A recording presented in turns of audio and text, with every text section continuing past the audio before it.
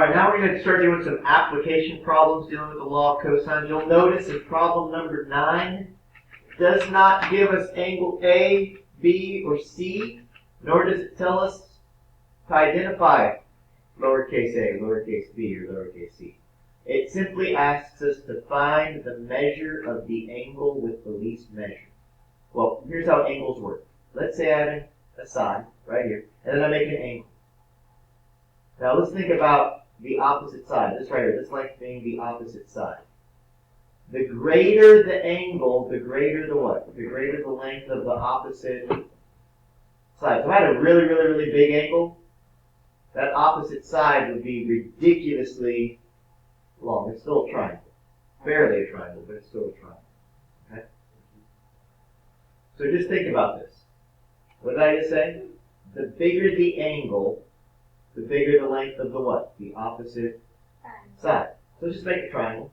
Just make a random triangle right here. We're going to label the three sides. We're going to say, ooh, one of them is 13.4, one of them is 18.7, and the last is 26.5. Now this is probably not the measure of the exact triangle as far as all these perfectly drawn out, but you can easily see we have a small side, a medium side, and a long side. So, which angle is going to be the smallest? The one that's across from which side? The smallest angle. Small side. This is the angle that you're searching for.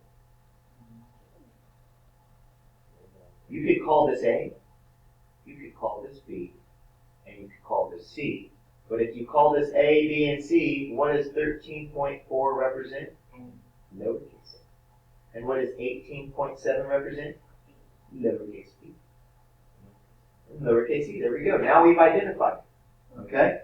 Now we're trying to find the measure of the smallest angle. Correct? Right. Now, that means we're looking for this guy. Which means we have to use this formula. A squared equals b squared plus c squared minus 2 times b times c times the cosine of capital A. So we have to plug in everything we have. That's what we have to do first.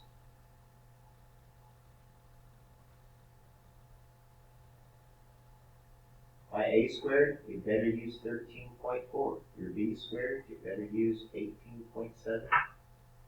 And for your c squared, 26.5. Now, add it, so I'm going to need your assistance. Okay? 13.4 squared atom. 179.56 equals. Now I'm going to highlight this into 3 different parts that we're going to need to find. To save time on having to shade this in, I better make a thicker highlighter. That makes it a lot faster. Alright, 18.7 squared plus 26.5 squared.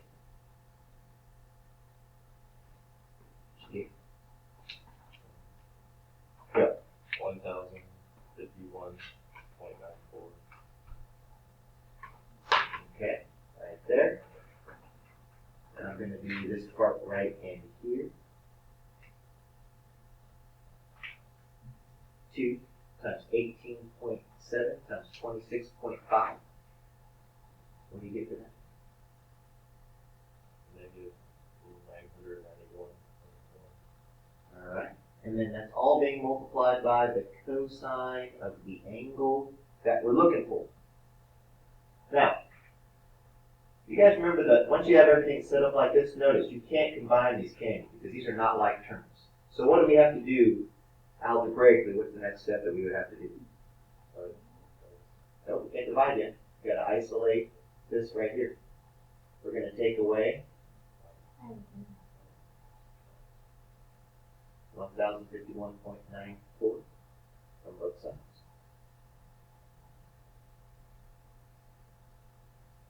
taking that away from both sides.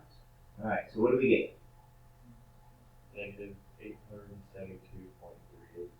Okay. Equals, and that is equal to negative 991.1/10 times the cosine of A. Notice this zeroes out right here. If that's a negative and that's a negative, those will eventually change to cancel out. All right, so what are we going to divide both sides by now? That's right, divide both sides by 991.1/10 on both sides. And here's what you're left with. You're left with the cosine of angle A equals 872.38 over 991.1. What's the final step when you're trying to find the measure of the angle? What do you have to apply to this and to this? You have to apply the inverse to both sides. This will cancel the cosines out, all right? And A will equal the inverse of cosine times that ratio. Okay, so we're going to type it in the calculator. Here we go. We're going to hit second cosine. And what was the numerator? 8.38. Okay, divided by 991.1.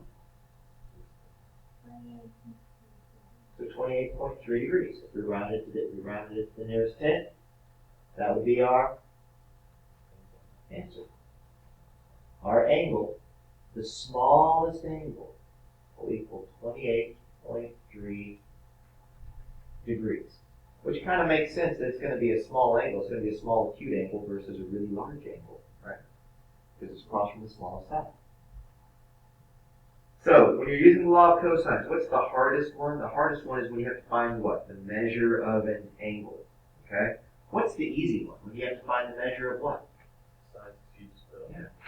So look at number 10. Number 10, it doesn't get any easier than number 10. I mean, look at the triangle. Don't worry about the 757. That's for the next problem. Okay. All right. But look what it asks us to find. It says, how many miles did they hike from what? Point B to C. Well, there's B. There's C. If you had to apply a letter to that side that we're looking for, what do you think you're going to use? No? Aha! Why? Very good. Why lowercase a? Because it's opposite. So by the way, once again, you're going to use this formula. Watch.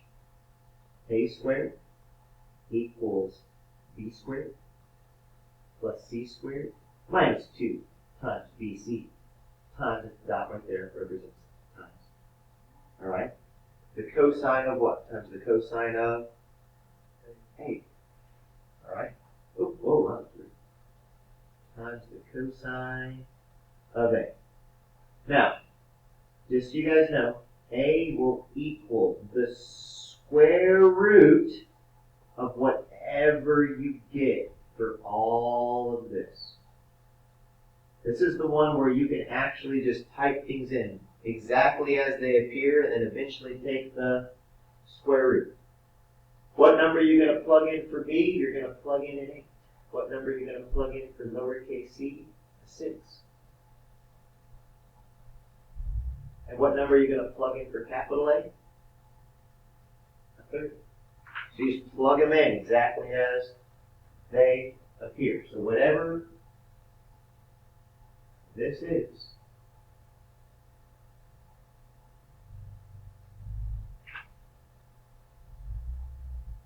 could you type that in the graphing calculator exactly as it appears? Well, sure you could. And that's going to be your final answer for A. You'll get an approximate value. If you type it in exactly as it appears correctly, you will get it. Yes, it is. Alright? Approximately 4.1 miles. Okay? So all you have to do is, now you could even use the square root if you wanted to. I like to do things without doing the square root all at once, all right? But you could use the square root button and then type all this in if you wanted to. If you felt like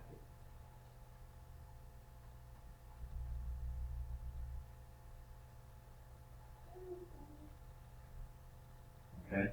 So if you wanted to, you could take the square root and then type all of this in like that, and you still get the exact same answer. Okay?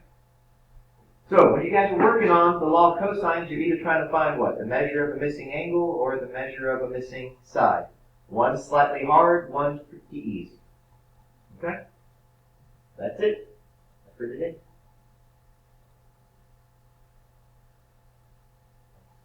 What did you get from